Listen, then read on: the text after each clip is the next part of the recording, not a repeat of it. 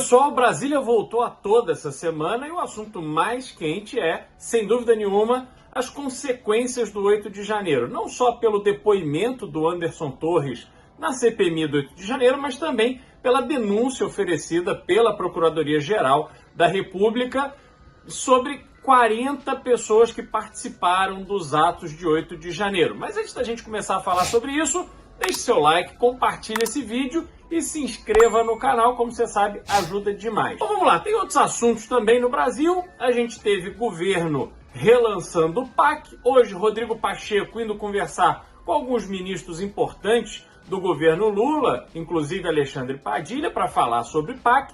Tivemos a manifestação da ANFAV, a Associação Nacional dos Fabricantes de Veículos, a indústria automotiva brasileira, dizendo que são muito favoráveis ao PAC, que o PAC vai salvar o Brasil, que precisa ser bem executado, que o Brasil vai se reindustrializar a partir do PAC. Aí eu te pergunto, você acredita nisso? Pois é, eu também não acredito. Por quê? Qualquer iniciativa do governo que vise fomentar a economia precisa de planejamento.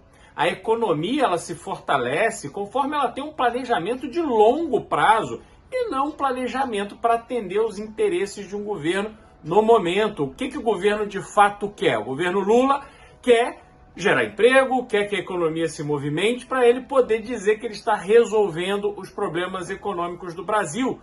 Só que isso nada mais é que a receita de outro voo de galinha que o Brasil vai ser submetido. E não dá mais para a gente ficar vivendo de voo de galinha em voo de galinha, até porque esses voos são cada vez mais curtos e custam cada vez mais caro. O que a gente precisa para reindustrializar o Brasil, como estão dizendo aí, na verdade, é uma política completamente diferente, não só do ponto de vista tributário, mas também do ponto de vista dos encargos trabalhistas, a facilidade de contratação. A gente precisa ter um olhar externo para poder ter competitividade no mundo todo, não só olhando para o mercado brasileiro, que já sofre uma concorrência da China, e aí toda a discussão em relação à compra da Shopee e outras lojas chinesas que fazem o seu produto chegar no Brasil mais barato do que os produtos similares produzidos aqui, e a gente precisa resolver isso. Custa caro produzir aqui, é muito burocrático produzir aqui, nós temos uma legislação tributária que é incompreensível, e aí com isso a gente não consegue ver a nossa indústria se fortalecer. A indústria automotiva, me permitam aqui uma análise, o que eles querem é dinheiro circulando no bolso das pessoas para que o brasileiro possa comprar mais carro. Ainda existe essa imagem de que o símbolo de sucesso do brasileiro é comprar um carro. Isso é uma grande bobagem. Carro é algo que deve servir a pessoa. O carro é sempre uma despesa, nunca um patrimônio.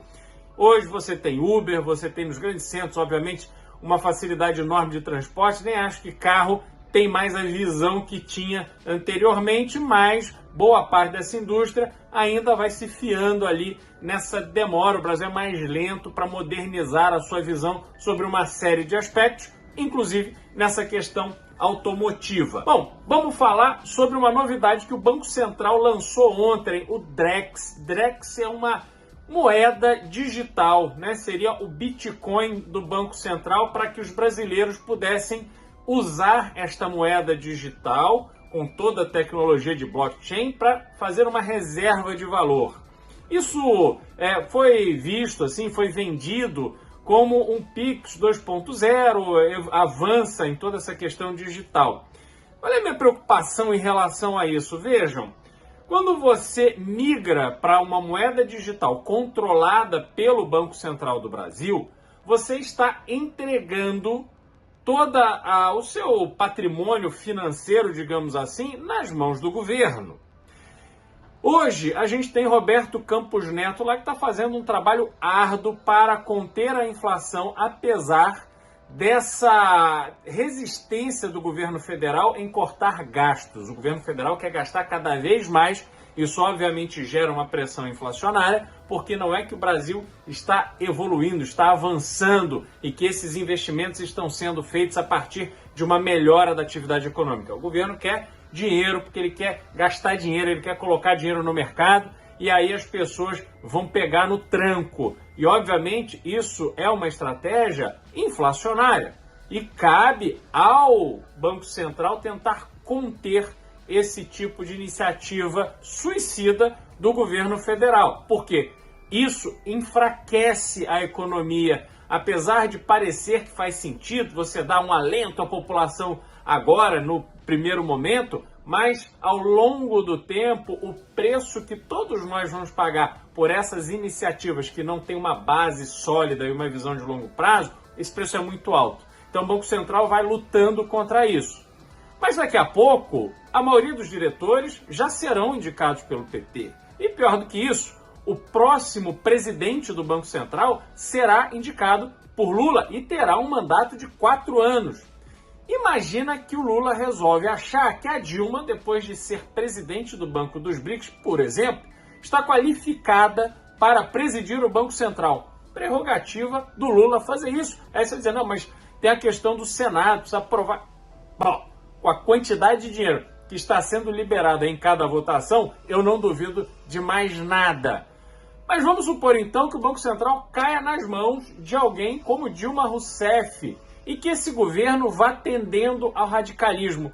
Imagina chegar um momento em que o governo vai dizer, não, você não pode mais pagar sua cerveja, que agora aqui no Brasil a gente não quer mais venda de cerveja, ou você não pode mais comprar nas lojas Avan, porque afinal de contas, o Luciano Hang, dono das lojas Avan, é contra o nosso governo, ou coisas desse tipo. Eu, pessoalmente, tenho todas as desconfianças quando se trata de poder público brasileiro e não vou embarcar nessa. Agora vamos lá, assunto do dia. Anderson Torres está depondo lá na CPMI, falou muito mais do que Mauro Cid, que não falou nada. O Anderson Torres tem ali adotado uma postura de que ele vai dar a versão dele e que dentro das limitações que ele tem, em razão dos processos a que responde, ele vai responder aos questionamentos dos deputados e dos senadores.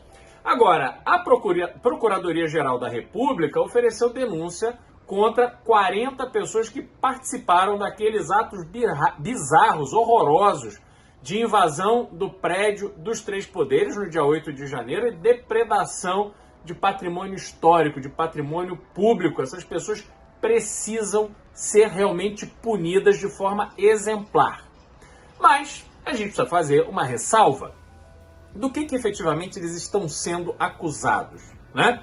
Na própria denúncia diz que eles tentaram inflamar as Forças Armadas para que as Forças Armadas tomassem alguma atitude golpista. Inflamar as Forças Armadas que não responderam a este chamado é uma coisa. Tentar dar golpe é outra, porque quando você executa o plano mal sucedido de golpe, que é a acusação que está sendo feita, de que eles estavam ali para impedir que Lula continuasse sendo presidente da República, que a Câmara e o Senado fossem fechados, que o STF fosse fechado. Isso é muito mais complexo do que simplesmente um grupo de pessoas que entram ali, por mais que estivessem gritando a favor das Forças Armadas, contra o Lula, etc., aquelas pessoas não tinham como substituir o poder que estava ali. Não tinha uma liderança que assumiria o lugar do Lula. Não tinha um grupo de pessoas que ocuparia funções estratégicas e essenciais de qualquer estado. Então, a teoria de que aquelas pessoas tinham um plano, que estavam executando um plano para dar um golpe, na minha visão, essa teoria não para de pé. E aí a gente tem que olhar essa denúncia da Procuradoria-Geral da República sobre essa ótica. Por quê? Dizer que aquelas pessoas estavam ali atuando contra um presidente legitimamente eleito, que não queria que o presidente continuasse, olha, ali é uma livre manifestação das pessoas. Eu não simpatizo com Lula, eu não gostaria que Lula fosse presidente da República. Obviamente eu não vou invadir nenhum prédio público, eu não vou tomar nenhuma medida violenta contra o Lula ou qualquer coisa, qualquer pessoa do seu governo, porque o campo que transforma o Brasil é o campo do debate, das ideias. Quanto mais pessoas perceberem que a esquerda não encontrará um caminho que vai levar o Brasil a explorar todo o seu potencial e oferecer uma vida digna, próspera para os brasileiros, infelizmente eu vou ser minoria. E é isso que a gente precisa transformar, porque a esquerda teve inúmeras possibilidades, chances de transformar o Brasil e transformou o Brasil em algo pior do que aquilo que eles receberam. Então, essa é a minha visão. Agora, a gente não pode querer que a Procuradoria-Geral da República sirva de base de sustentação para narrativas que são verídicas. Não houve ali, como houve em países que efetivamente sofreram golpe, como Venezuela, e eu tenho falado muito sobre isso. Venezuela e outros países, realmente tinha um golpe, tinha um líder, pessoas armadas foram lá, mataram os outros, fecharam o Congresso, tinha um grupo ali que ocupou os espaços de poder. Não era o caso do 8 de janeiro. Então, cada um tem que ser processado e punido conforme a sua efetiva responsabilidade. Se pessoas agiram ou se omitiram, tendo em vista alimentar essa expectativa de golpe, essas pessoas também precisam ser punidas. Cada um tem que responder por aquilo que fez. O que eu acho feio é esse discurso de que, olha, estavam atentando contra o Estado democrático de direito e como se isso fosse uma coisa assim que eles defendem bravamente. Aí eu te pergunto, não existe Estado democrático de direito, por exemplo, em áreas dominadas pelo tráfico de drogas, pelas milícias e por grupos criminosos. Quantos e quantos lugares no Rio de Janeiro, São Paulo e outros não são nem acessados pela polícia, vivem 100% sob as ordens e as leis de um Estado paralelo. O poder público não faz nada. Então, a gente precisa olhar as coisas como elas são, parar de usar essas expressões, defesa do Estado democrático de direito, como se fosse algo que realmente motivasse o coração dessas pessoas, porque se estivessem tão preocupados assim com o Estado democrático de direito, não permitiriam que o crime tomasse conta de áreas expressivas de cidades brasileiras como faz hoje. Como também teriam se manifestado contra o afastamento, por exemplo, de Ibanez Rocha. Vejam, Ibanez tinha sido reeleito governador do Distrito Federal.